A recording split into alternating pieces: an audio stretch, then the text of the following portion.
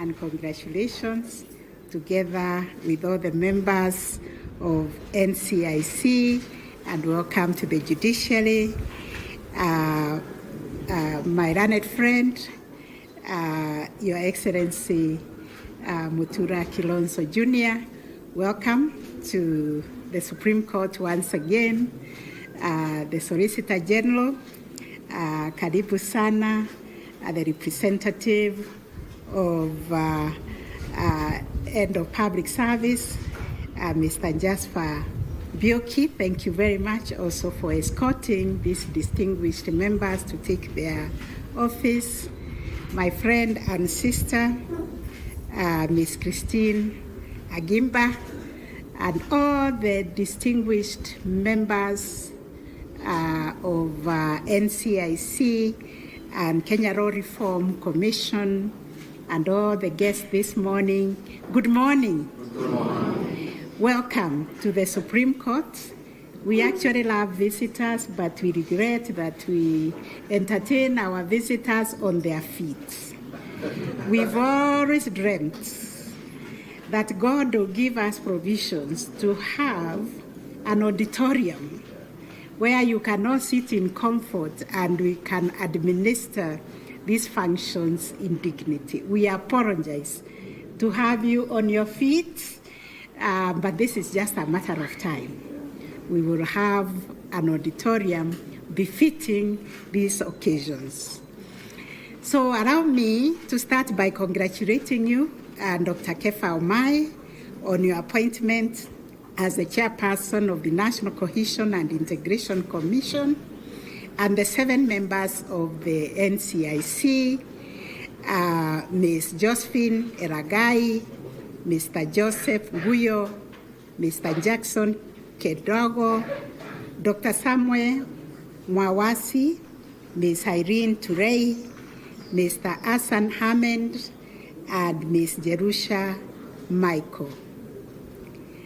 I also wish to congratulate Ms. Anit Wangia and His Excellency Mutula Kilonzo Jr. on your appointment as commissioners of the Kenya Law Reform Commission. Let me thank all the speakers who have spoken this morning, led by Dr. Omai, for your very, very profound statements. It's like you took away my speech. So, as a good lawyer, all I can say is that I associate myself with those very profound statements and adopt them as my own. But let me say that your appointment, as you said, is truly an act of solemn public trust.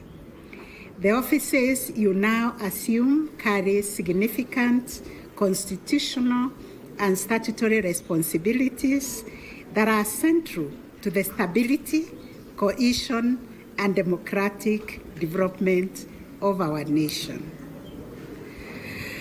Starting with the chairperson and members of the NCIC, you now, as your chair has reiterated, shoulder a great national responsibility.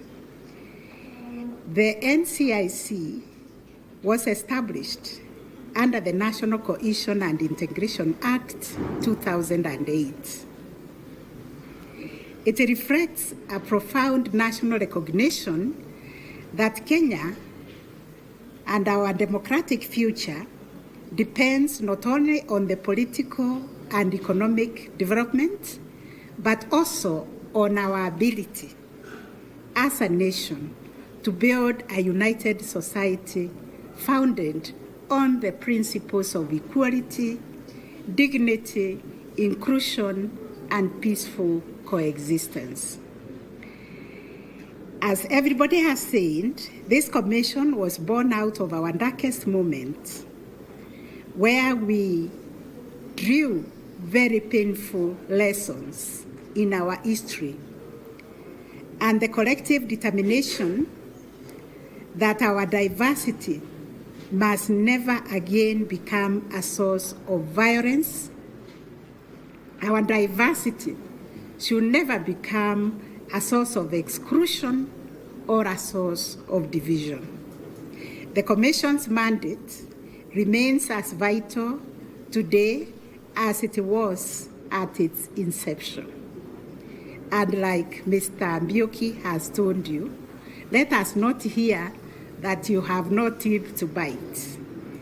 And that reminded me, having grown up in the rural areas, many children, when my mother cooked and shared the food, there are those of us who are looking to see whether we've been given little, the other one has been given a lot, and whether something will remain. What I want to tell you as NCIC, take the plate that you have been given, and first of all, empty it. May you implement that act to the end before we hear that you need more powers. More powers to do what when you have not exhausted what you already have. We have the prosecution, we have the investigators, we have Kenyans coming forward to complain about this and that. First of all, attend to that before you can say you have been crippled because you have not been given the teeth to bite. This is a time, like everybody has said, where societies across the world are increasingly confronted by the evil spirit of polarization, the evil spirit of intolerance, the evil spirit of misinformation, and identity-based tensions.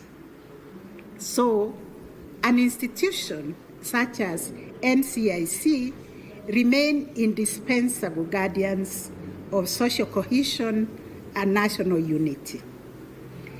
And as we draw closer to the 2027 general elections, we are all becoming tense, and I'm wondering why, when we have such a profound constitution.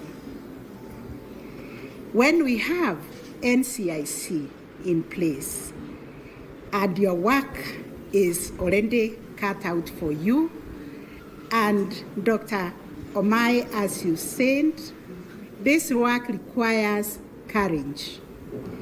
It also requires independence, it requires fairness and integrity, and may I say patriotism.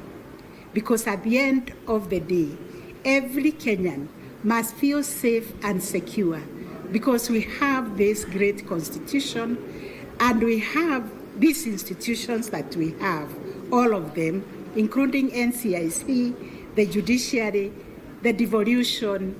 They should be institutions that calm our nerves.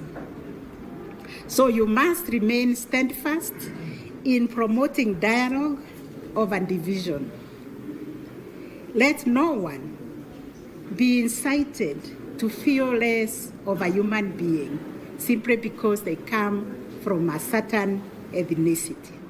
Their dignity, their identity as Kenyans is guaranteed by the Constitution. So please continue to promote inclusion over exclusion.